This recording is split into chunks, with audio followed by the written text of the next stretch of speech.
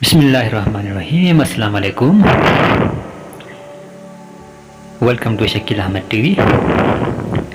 जी नाज़रीन, आज हम स्पेशली ये वीडियो हमारा थंगवर बक्सा के नहर के बारे में बना रहे हैं।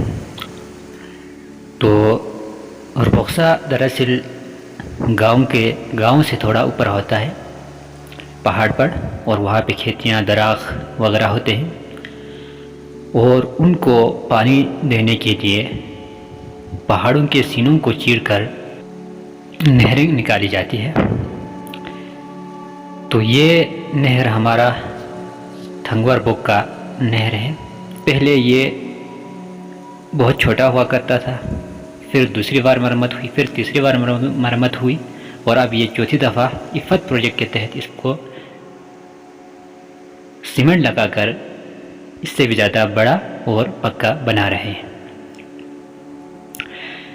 और ये नहर हमारे गांव के रीढ़ की हड्डी है, और इस नहर के ज़रिए बहुत बड़ी ज़मीन का एक खित्ता सैराब होती है, और वहाँ से सब्जियाँ, फल, अनाज से लेकर जानवरों के लिए चारा से लेकर ईंधन के लिए लकड़ी से लेकर बहुत सारी चीज़ें मनफात लोग इससे हासिल करते हैं।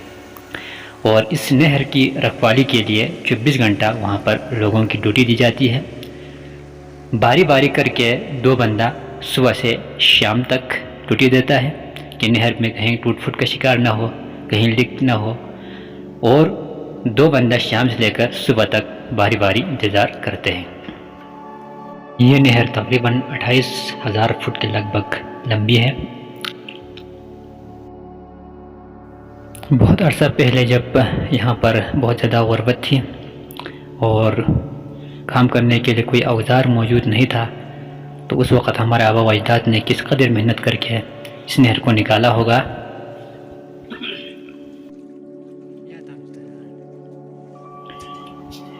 इफ़त प्रोजेक्ट के तहत काम अब भी जारी है और सीमेंट लगा रहे हैं। देखिए इनके औजार यहाँ पर पड़े हुए हैं। तो सीमेंट लगाने का बहुत ज़्यादा फ़ायदा होगा।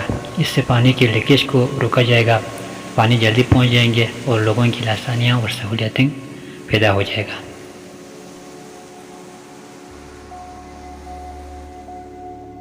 देखिए नीचे घाटी में नदी बह रहा है।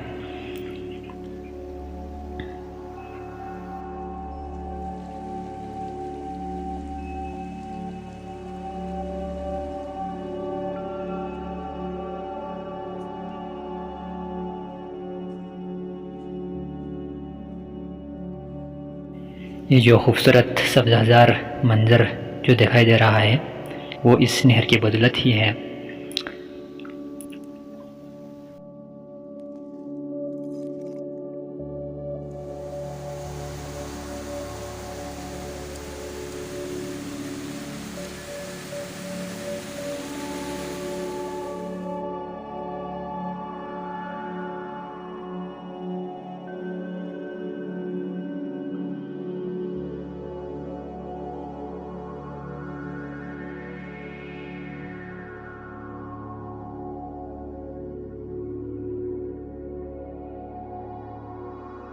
आज हम इस नहर की निगरानी के लाए हुए हैं, और सुबह 5 बजे आया था और शाम 5 बजे तक घर पहुंच जाएंगे दोबारा।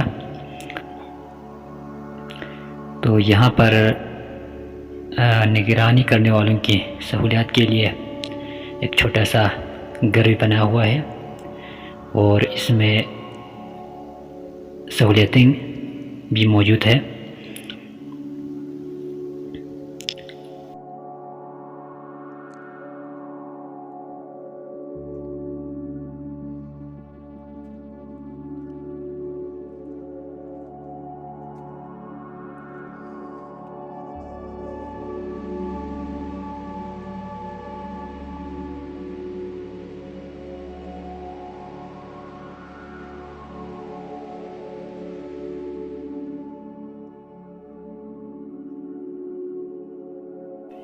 ये हमारे थंगवा बोक से नीचे गांव का मंजर है। देखो बहुत खूबसूरत लग रहे हैं।